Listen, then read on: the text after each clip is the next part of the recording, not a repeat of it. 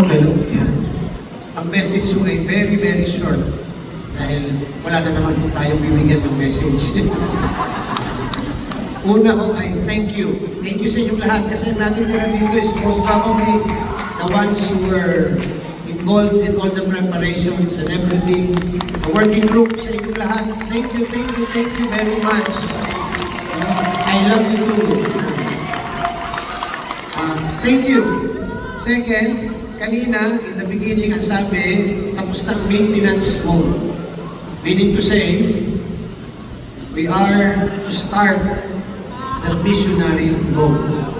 So expect from me visitations. Bisitahin ko po kayo kahit gano'ng karami ang iikutin. Iikot po si Bishop para makilala kayo, malaman ang ating sitwasyon, to talk to you and to listen to you.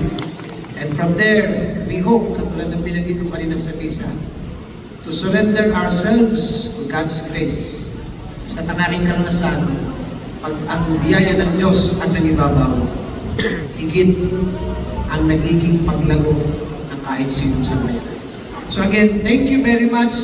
God bless you all. So I'll give the final blessing. Tama ka? Ibigay ko. Okay.